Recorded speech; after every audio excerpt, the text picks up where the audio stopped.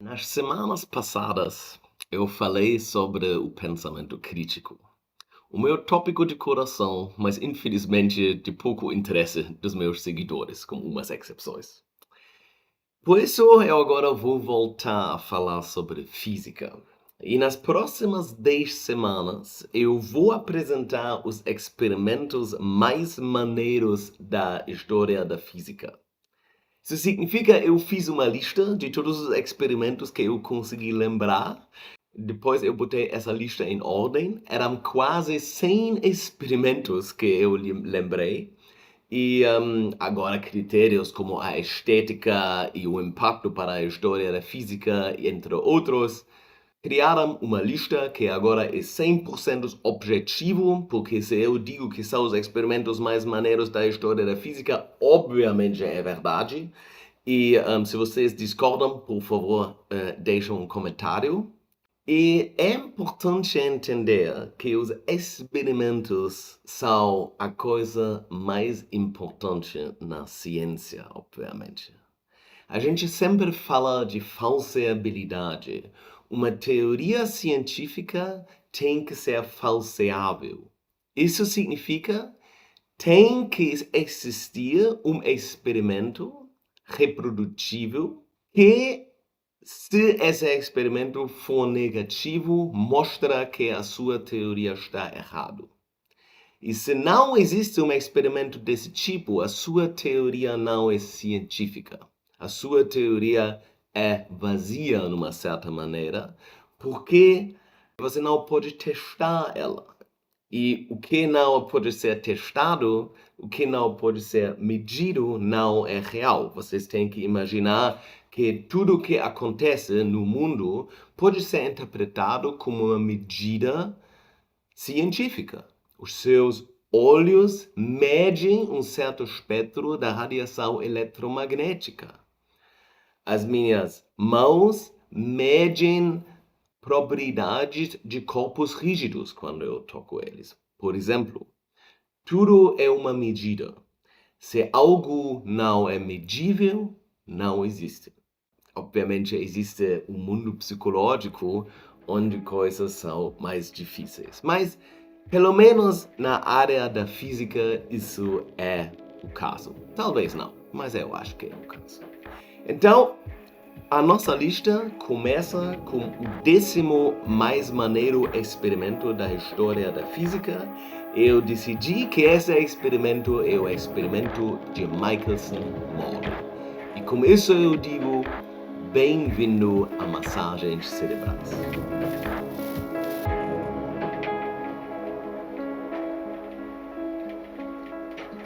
Vamos começar com o contexto histórico. E eu vou começar com o jeito como esse experimento de Michelson-Morley normalmente é explicado nas faculdades. Que não é 100% o que aconteceu, depois eu vou esclarecer esses pontos. Mas vamos começar assim. Galileu, no século XVII, entendeu que o mundo é relativo. Isso significa que a velocidade de um corpo depende do referencial, depende do observador. Um exemplo pode ser esse vagão aqui. Dentro desse vagão você tem uma pessoa sentada no meio. Uma pessoa está andando com uma certa velocidade para lá e a outra com a mesma velocidade para a outra direção. Então, da perspectiva dessa pessoa que está sentado lá, as velocidades são iguais, mas com sinais diferentes. Agora imagina que tem um observador. No lado de fora. Para ele, a pessoa sentada se move com a velocidade do vagão. Claro. E a pessoa que está andando na mesma direção vai ter essa velocidade mais a velocidade com que ele está andando. Enquanto a outra pessoa vai ter a velocidade do vagão menos da velocidade que o vagão que ele está andando. Então, qual velocidade qual corpo tem depende do observador. A velocidade não é algo universal, que existe em todos os referenciais. Em cada referencial significa para cada observador com uma velocidade diferente, a velocidade de um objeto que ele veja vai ser diferente. Objetos não têm velocidades absolutas. A velocidade depende do referencial. Isso é como nós físicos dizem isso. E isso foi algo que Galileu Galilei achou e que hoje em dia a gente conecta com as leis de Newton. Isso é uma das leis de Newton. Mas o Newton não inventou essa lei, ele foi a pessoa que juntou essas leis para definir, de uma certa maneira, os teoremas básicos da mecânica. Por isso a gente chama isso leis de Newton, mas isso seria a relatividade de Galileu. O problema agora foi de um outro físico, James Clerk Maxwell, que trabalhou bem depois, no século XIX. James Clerk Maxwell tentou entender, de uma maneira teórica, as leis do eletromagnetismo. Isso significa como se comportam os campos elétricos e magnéticos. E ele formulou 4 leis, que vocês conseguem ver aqui, que a gente chama hoje em dia as leis de Maxwell. E eles simplesmente explicam como campos magnéticos e elétricos existem, o que cria eles, como eles se comportam. Isso é completamente descrito por essas leis. Maxwell, quando ele achou essas leis, começou a brincar com elas. Isso aqui são 4 equações diferenciais, mas Maxwell resolveu eles para o vácuo. E quando você resolve essas equações aqui no vácuo, significa na ausência de cargas ou qualquer outra coisa, você acaba com ondas eletromagnéticas. Então, Maxwell entendeu que o vácuo está cheio de ondas eletromagnéticas. E essas ondas eletromagnéticas se propagam com uma certa velocidade que sai dessas equações. Isso é a velocidade de luz. A gente sabe, e Maxwell já tinha essa intuição, que essas ondas eletromagnéticas, na verdade, são a luz. E também, ondas eletromagnéticas não são só luz, ondas de rádio também são ondas eletromagnéticas de frequências diferentes e tudo isso. Mas, então, ele entendeu, todas essas ondas vão com a mesma velocidade. Ou, se você quiser, a teoria de Maxwell indica uma velocidade absoluta de luz. Isso significa, se uma pessoa está dentro desse vagão que a gente mostrou e essa pessoa liga uma lâmpada, essa luz agora vai ter uma certa velocidade. Mas do lado de fora deve ter a mesma velocidade, mas isso não pode ser porque a teoria de Newton ou Galileu não permite velocidades absolutas. Então isso é uma contradição. Imagina esse vagão aqui andando com uma certa velocidade e agora aqui você tem 2 lâmpadas lá dentro e o observador agora deve ver velocidades diferentes de luz para cada dessas lâmpadas, porque uma radia para lá e a outra para lá. Isso parece como um problema, e nessa época, a teoria mais comum foi que a relatividade de Galileu ou de Newton é obviamente preservada. Então deve existir um referencial preferido. Então, deve existir um referencial em qual a velocidade de luz é exatamente essa velocidade que o Maxwell deduziu, que também já foi medido nessa época. Eu vou mostrar isso em um segundo. Essa velocidade agora deve ser levemente diferente por a velocidade do vagão, dependendo de dentro de vagão e fora de vagão. Mas existe um referencial em qual a velocidade de luz é exatamente essa de Maxwell, e isso seria o referencial preferido. Então vocês já conseguem ver aqui uma coisa que tem a ver com o fato que luz é uma onda eletromagnética. Se você tem ondas Essas ondas são ondas de algum médio em qual eles existem. Por exemplo, ondas de água. No fim, são moléculas de água que se movem assim. Então, a molécula de água fica no mesmo lugar, mas a onda se propaga por causa das excitações dessas moléculas que se propagam. Ondas de som são a mesma coisa. Quando você fala, as moléculas do ar vibram, de uma certa maneira, e isso é a onda de som que está saindo, mas as moléculas no ar não realmente se deslocam muito como o som é transferido por causa das vibrações dessas partículas. Então, ondas sempre precisam um médio que vibra. Então, claro, quando Maxwell agora achou essas ondas eletromagnéticas, ele se perguntou, então, qual é o médio que está vibrando? E isso deve ser o médio que define esse referencial preferido. A velocidade de luz já foi conhecida.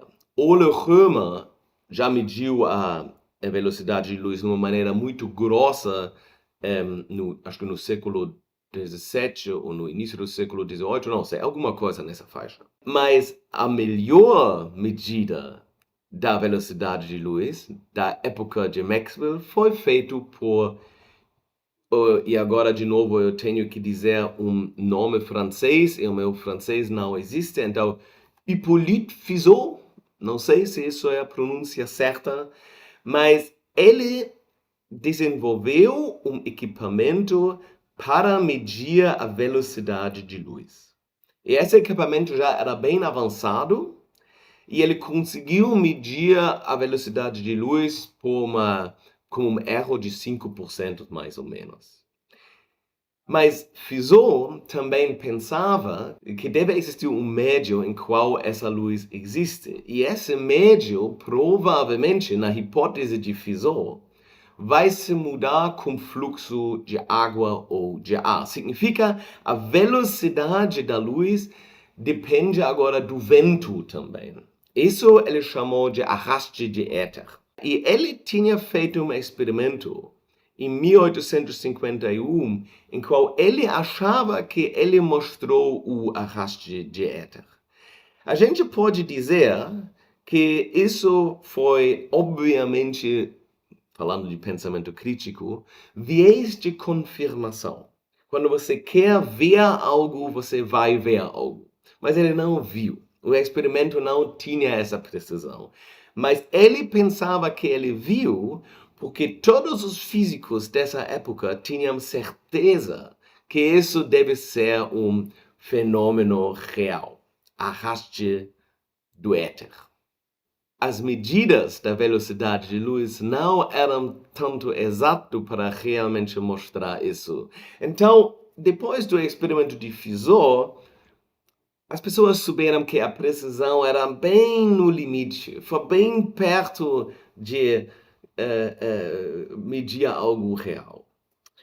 Uma pessoa que agora queria melhorar esse experimento era Albert Abraham Michelson, dos Estados Unidos. Ele é o primeiro americano para receber o Prêmio Nobel de Física. Então, ele desenvolveu o interferômetro de Michelson, que até hoje a gente chama assim. E vocês conseguem ver ele aqui na maneira como ele publicou ele em 1881. Com isso, ele achou que ele pode medir diferenças da velocidade de luz. Então, o que vocês podem ver aqui é uma fonte de luz que está na esquerda nessa imagem. Então, essa fonte, ela encontra um semi-espelho. Significa a metade da luz pode passar por esse espelho, mas a outra metade vai ser refletido. E esse semi-espelho está posicionado num ângulo de 45 graus, o que significa que um raio vai para essa haste em cima e o outro vai mais para frente. E cada um desses raios, depois de uma certa distância, é refletido num espelho e eles se unem de novo no meio. E como eles são ondas, ocorre um fenômeno que conhecemos como interferência. Quando você tem duas ondas coerentes, e eles são coerentes, não importa agora o que significa exatamente, mas um dos truques inteligentes desse experimento é que você usa a luz da mesma fonte, por isso a luz é coerente, não necessariamente é, mas nesse caso é, e eles são unidos, e isso agora cria, onde eles se unem, máximos de radiação ou mínimos de radiação. Então, dependendo do caminho das duas feixes, a clareza da luz no detector vai mudar. Um equipamento desse tipo não pode medir velocidades, só pode detectar diferenças em velocidades. Mas essas diferenças pode medir com uma precisão anteriormente absolutamente desconhecida. Michelson, nessa época, tinha problemas psicológicos, talvez porque ele tinha tanta dificuldade em montar esse experimento. A gente não sabe exatamente, mas é bem provável que ele estava tentando medir o arraste do éter de novo e de novo e de novo e não conseguiu. Tinha um outro professor, Edward Williams Morley, e os dois começaram a trabalhar juntos. E eles tinham uma ideia extremamente boa. Aqui vocês conseguem ver esses feixes de máximos e mínimos. Então, se você olha para esse padrão aqui, agora se o caminho da luz muda, esses máximos vão abrir, assim, para a direita ou para a esquerda, ou eles vão fechar para o meio. Então, no meio direto, você pode ter o máximo, o mínimo, ou algo entre os dois. E agora, Morley e Michelson tinham essa ideia, as pessoas dizem que foi principalmente Morley que tinha essa ideia, que se a gente quer medir a diferença introduzida pelo éter, a gente pode usar a Terra.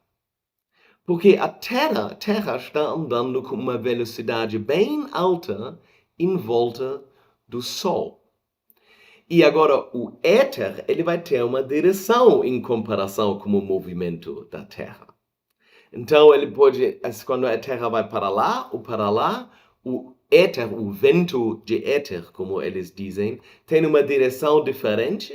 Então, esse padrão aqui deve mudar. Então, eles podem fazer em um ano esse experimento, deixando o experimento no mesmo lugar e todos os dias olhando para esse padrão de interferência e olhar como mudou hoje, marcando, né, onde ficam os máximos, e cada dia eles podem ver, e assim eles vão ver qual é a velocidade, como a velocidade de luz muda em dependência do éter. Nessa época, a questão não foi se a velocidade da luz muda. Isso foi sem dúvida, todo mundo concordou sobre isso. A questão foi por quanto. Porque você tem esse vento de éter e, hipoteticamente, o arraste de éter. Qual foi o resultado desse experimento? O padrão de interferência não mudou. A velocidade de luz foi a mesma, sempre, independente da posição do interferômetro. Isso foi uma vergonha para os físicos. Não foi uma vergonha. A gente gosta quando a gente é provado errado. Mas isso foi um terremoto. É conhecido esse experimento como o experimento mais famoso com resultado negativo. Significa o resultado foi negativo, não foi medido o que eles queriam medir. Mas claro que isso foi um sucesso. Einstein falou sobre esse experimento. Se o experimento de Michelson-Morley não nos tivesse causado um sério embaraço, ninguém teria considerado a teoria da relatividade como uma redenção parcial. Einstein, quando ele desenvolveu a relatividade restrita, que explica como a velocidade de luz pode ser igual em todas as referenciais, independente do referencial, Quando ele desenvolveu, ele não conheceu o experimento de Michelson-Morley. Ele nunca leu esse artigo, ele é teórico, muito focado em teoria. Esse experimento simplesmente passou nele. Eu não sei como foi o inglês dele, o experimento foi obviamente publicado em inglês, mas ele não conheceu. Mas, depois que ele desenvolveu, as pessoas falaram sobre esse experimento. E ele viu que isso foi uma das razões porque, passo a passo, a comunidade dos físicos conseguiu aceitar essa teoria revolucionária da relatividade restrita. Então, isso foi o impacto direto desse experimento. Hoje em dia, o experimento de Michelson-Morley é algo absolutamente padrão. Em todos os departamentos de física, tem um experimento de Michelson-Morley para alunos reproduzir. Hoje em dia, o nosso experimento é muito mais exato. Então, por causa do hipotético arraste do éter, Michelson e Morley não tinham certeza se eles realmente mostraram que o éter não existe. Eles não tinham certeza por causa do arrasto do éter que eles pensavam que existe. E por isso eles não souberam se a precisão do experimento foi suficiente. Hoje em dia a gente sabe que não existe arrasto de éter. E a gente sabe que a precisão hoje em dia a gente faz esses experimentos com um laser que permite uma precisão maior. E esse experimento é reproduzido diariamente no mundo com precisões muito mais altas do que Michelson e Morley conseguiram, e o éter continua inexistente. O éter de Galileu, vamos dizer, né? Como você que é um éter é um pouco mais geral, e de uma certa maneira a gente sabe que algo como um éter existe, que seria, por exemplo, o campo de Higgs, mas não existe um éter que no sentido de Galileu. Então, isso aqui é esse experimento.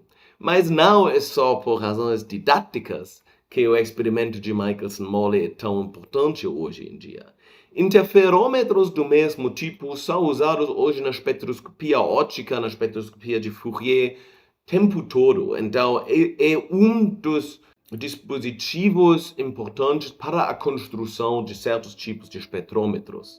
Também a detecção de ondas gravitacionais foi só possível por causa desses interferômetros, porque esses interferômetros permitem medir distâncias e velocidades e tempos com uma precisão desconhecida anteriormente, né?